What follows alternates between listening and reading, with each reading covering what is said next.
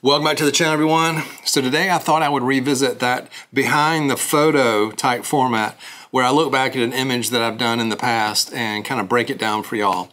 Similar to the video I did earlier this year with the women's basketball team that I will link up here, covering that shot looking up into the huddle with the team huddled over my camera and how I was able to make that image happen. So today I thought I would look at another image that has gotten a lot of attention, and I created it back in 2020 with the Naval Academy out in a river right there outside campus. And I just had that image come up a couple of times in conversation here recently, and actually had a naval ship, someone on behalf of a naval ship contacted me about getting that image to put up inside the ship somewhere. So that was pretty cool. So I just thought that maybe we'd look back at that image and I would break it down a little more so than I did in the full kind of behind the scenes video, which I'll link up here from that shoot. It was a pretty wild shoot. It was back in 2020. Things were a little bit different there with everyone having to wear masks and all that craziness. And we had a weather system blowing through, so it was raining. We were out in the river trying to capture these images. And that's kind of what this video is going to be about too, is working with water, which is another element similar to smoke that can really elevate your images, take them to yet another level when you incorporate them in images where it makes sense to incorporate them. So what I thought I would do is we revisit that image, how I created it, but I wanted to go back even a little bit further to the first time that I worked with water, which kind of taught me the lessons that I used on that naval image. So let's jump into the computer here and we'll go back to 2012 when I worked with the swim team here at the University of South Carolina. All right, so let's take a look here. You can see the setup I've got. A couple of the elements that you need that will help you work with water. And one of the elements is a black backdrop. So then you can separate the water from that black backdrop. And what you need to use to help separate the water droplets is backlighting. And you can see right here, I've got, you can't see the lights, but you can see what the lights are, how they're working here. But I've got two reflectors up in these corners, just out of frame, and they are angled toward my swimmer here. So you can see what they're doing, giving him a nice rim light. And at the same time, they are lighting up the water as one of my assistants here is hitting him in the back with the water. And this is something you're going to have to play with too if you want to do this type of image. You're going to have to kind of figure out how much water you need to make it look the way you want it to look. We started with two people on either side of our swimmers, and they had full cups of water. We were right on the edge of the pool there. We were on the pool deck. And so they just were scooping cups full of water, and it turned out to be too much water. It was too clumpy when it was in the air around our swimmers. And so then we actually went all the way down to just one person with like half a cup of this water. So that's what we found to work. And a couple other tips if you want to kind of recreate something like this. I found that I was combining frames. So you can see here, this is the first frame. And then this is the second frame. This is after the water has kind of hit him and come around between the swimmer and myself, between the camera and the swimmer. Another thing when you're doing this type of image, kind of plan to possibly get wet, bring some lens wipes, keep the, wipe the water off your lens if you need to, that type of thing. And just kind of be careful with your gear, like your lighting and stuff like that. Just try to keep it as far out of harm's way as you can. So this is what I kind of figured out though. So it was, I was gonna, as I was doing the shoot, I was tethered, so I was able to see this frame here and then the next frame. And I really liked what this one was doing, but then the impact of the water also had that really neat visual appeal. So what I ended up doing is combining these two frames here, and then this is the two frames put together. A couple tricks with this though, which I found out during the shoot as well, is the temperature of the water. You want to make sure that either the swimmers are used to the temperature of the water, or it's warm enough to where it's not cold water and hitting them in the back, and you get that kind of reaction, which then causes them to move. Another thing too is my camera was on a tripod for this shoot. So that made it possible to combine these frames together, but it helped if my swimmer stayed as still as possible. And so that's where the water temperature or the swimmers being used to the temperature of the water aided in them not kind of jerking when you hit them in the back with the water.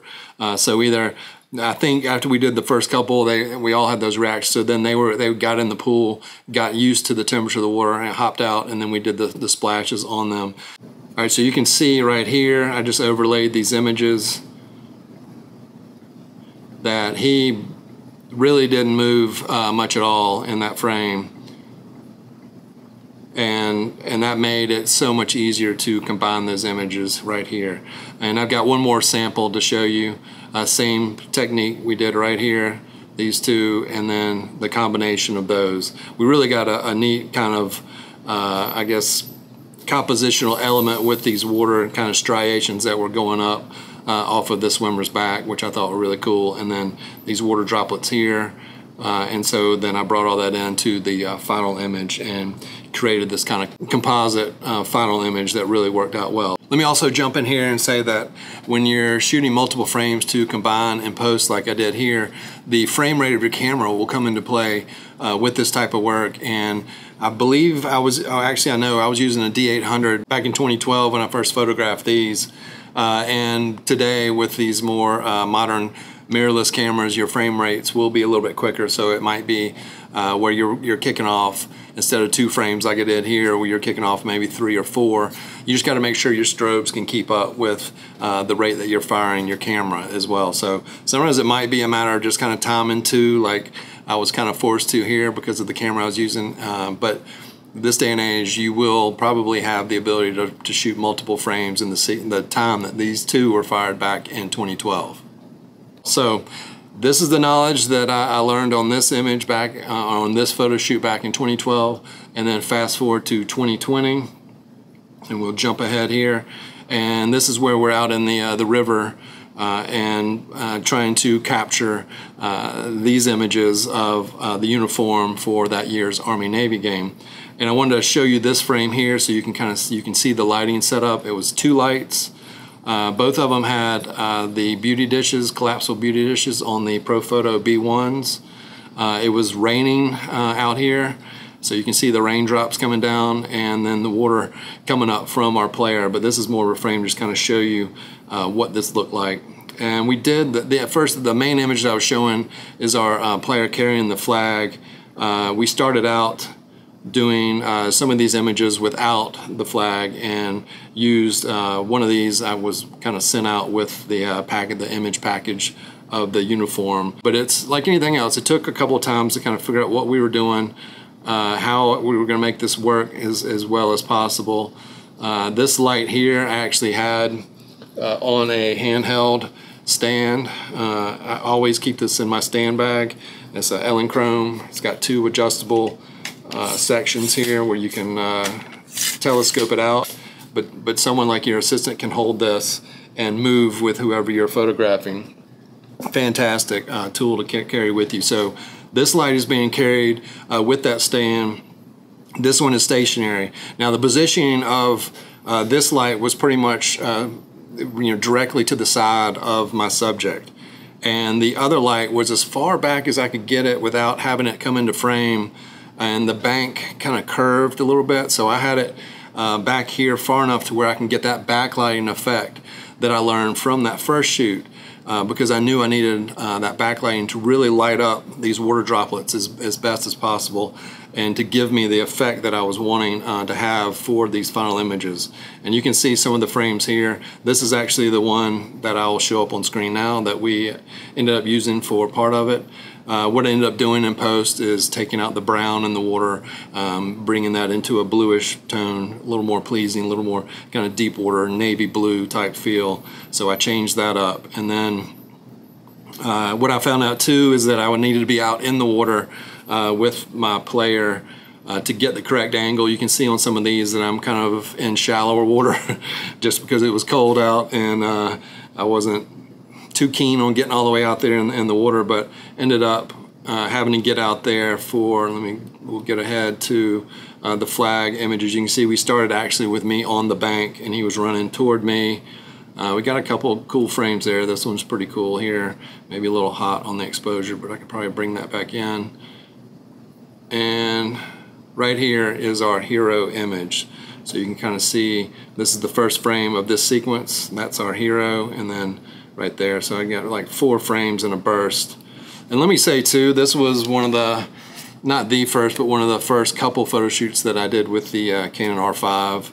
And using a mirrorless camera with the focusing system. We were in, obviously you can see how dark it is out there, and it was just really eye-opening to use the kind of, back then I guess 2020 was I believe when this camera came out, so it was really moving from a DSLR before this shoot and knowing some of the challenges of tracking focus in darker environments. This camera here was a big pleasant surprise during these images.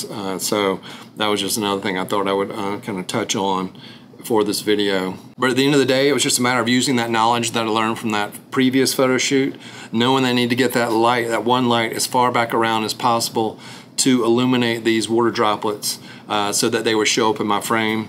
And the final image, all I did was, as I mentioned before, I changed the color of the water, kind of bring it to that navy blue, dropped in a sky here to kind of give a little more of a dramatic backdrop, and did a little dodge and burning on the flag there to really elevate the composition of this image. And I've got a full video up here as well, kind of breaking down how I did the retouch on this image. So I just thought I would kind of revisit this and take y'all back to where I think I kind of found the knowledge base to make this image happen. So if you feel like this video is worthy, please hit that thumbs up. To see more content just like this in the future, hit that subscribe button down there and the little bell so YouTube will let you know when I'm back on here. In the meantime, y'all can find me on social media at quantzphoto on Instagram, as well as ProLight Mods on Instagram. Stay safe and healthy out there, and I will see y'all again soon in the next one.